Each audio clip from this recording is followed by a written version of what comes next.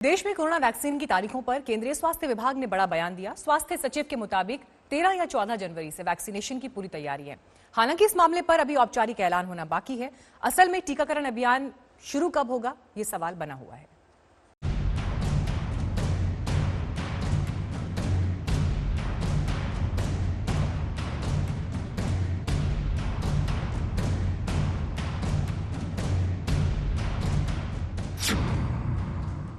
Vaccination की तारीख भी आ गई। कोरोना को मात देने के लिए तैयार है भारत। 14 जनवरी से शुरू होगा कोरोना टीकाकरण। नए साल की पहली खुशखबरी तो यही थी कि कोरोना से जूझते देश को दो वैक्सीन का तोहफा मिल गया।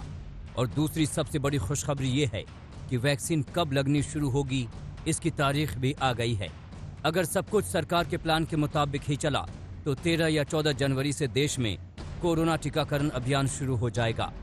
भारत सरकार के स्वास्थ्य विभाग ने मंगलवार को ऐलान कर दिया है कि वो वैक्सीन पर मुहर लगने के 10 दिनों के भीतर टीकाकरण शुरू करने के लिए पूरी तरह तैयार है।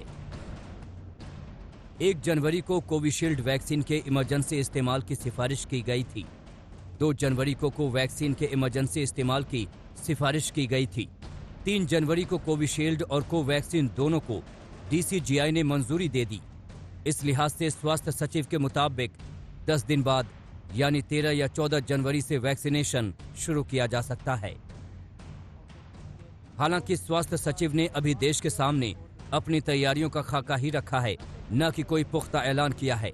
लेकिन ये तो माना ही जा सकता है कि जब तैयारियां पूरी हैं तो देरी की कोई वजह नहीं होनी चाहिए। दिसंबर के आखिरी हफ्ते से लेकर अब तक देश भर में वैक्सीनेशन के कईयों ड्राई रन भी किए जा चुके हैं, यानी वैक्सीनेशन से जुड़ी सारी कसरत हो चुकी है। अब फीता काटना ही बाकी है। वैक्सीनेशन की टीम, हर टीम में 5 आदमी होंगे वैक्सीनेटर को सम्मिलित करते हुए। Including the vaccinator there would be 5 people in the vaccination team for each site. उनको आइडेंटिफाई किया गया, उनको ट्रेन किया गया। सारे जो स्टैंडर्ड ऑपरेटिंग प्रोसीजर्स और प्रोटोकॉल्स हैं उनका ऑपरेशनलाइजेशन देखा गया। और ये भी देखा गया कि जहां भी हम इस प्रकार का टीकाकरण करें वहां इन्फेक्शन ना फैले। देश के पास 2 वैक्सीन हैं। दोनों के इस्तेमाल से लाखों करोड़ों जिंदगियों को सुरक्षित किया जा सकेगा।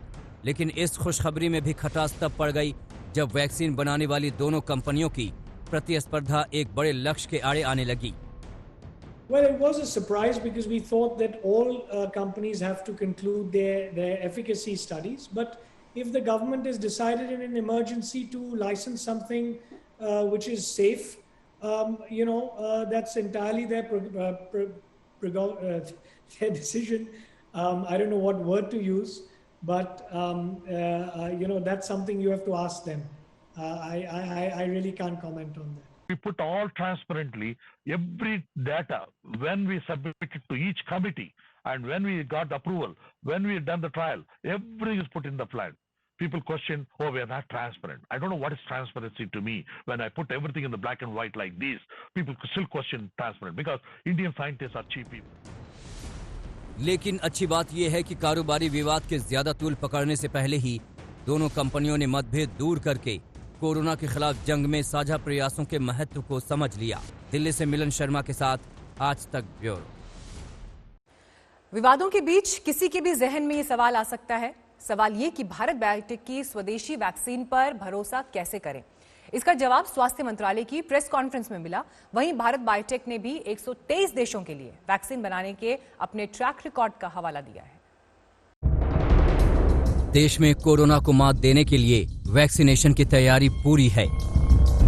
2 वैक्सीन को मंजूरी मिल चुकी है, मगर भारत बायोटेक की कोवैक्सीन को इमरजेंसी इस्तेमाल का लाइसेंस दिए जाने पर सवाल उठ रहे हैं। सवाल ये उठ रहा है कि भारत बायोटेक को लाइसेंस कैसे मिल गया, जबकि उसने अभी सिर्फ 2 फेज का ट्रायल पूरा किया है। उसके 3रे फेज का ट्रायल अभी बाकी है। इसका जवाब ICMR के प्रमुख बलराम भार्गव ने दिया। भारत बायोटेक की कोवैक्सीन को लेकर सवाल सुरक्षा का है। ये कितनी सेफ होगी? तो पहली बात ये कि वैक्सीन का सेफ्टी डेटा उपलब्ध है। इसके साइड इफेक्ट्स कम से कम हैं। दूसरी बात यह कि पहले और दूसरे चरण के डेटा से ये साफ है कि वैक्सीन कारगर है। तीसरी बात यह कि वैक्सीन नए कोरोना पर भी ज्यादा कारगर साबित हो सकती है। चौथी बड़ी बात कि सुरक्षित मानने की वजह से ही इसे 12 साल से बड़े बच्चों को भी दिया जा सकता है। हालांकि वैक्सीन को क्लिनिकल ट्रायल मोड में ही इस्तेमाल किया जाएगा, यानी ये वैक्सीन सबको नहीं लगाई जाएगी और जिसे लगाई जाएगी उसे मॉनिटर किया जाएगा। भारत बायोटेक के मुताबिक इमरजेंसी इस्तेमाल की इजाजत पर हैरान होने की जरूरत नहीं है। महामारी के हालात में ऐसा होता है। People are not just, I don't know why Indian companies always targeted by everybody in the world. 2009 they started outbreak, and 2014 the license came in. So that means emergency license is allowed globally. It is a practice.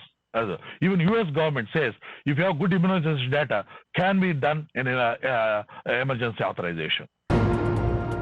Bharat biotech की तरफ से सफाई भी आई है और बड़े दावे भी किए गए हैं। उसके मुताबिक ट्रायल के डेटा में पारदर्शिता न होने की बात गलत है। वैक्सीन पर 70 से ज्यादा आर्टिकल इंटरनेशनल जर्नल्स में छप चुके हैं। दूसरी बात यह कि भारत बायोटेक ने सिर्फ भारत में ही अपनी वैक्सीन का ट्रायल नहीं किया है, ब्रिटेन सहित 12 देशों में उसकी वैक्सीन के ट्रायल हुए हैं। तीसरी बात यह कि भारत बायोटेक ने पहली बार वैक्सीन नहीं बनाई है।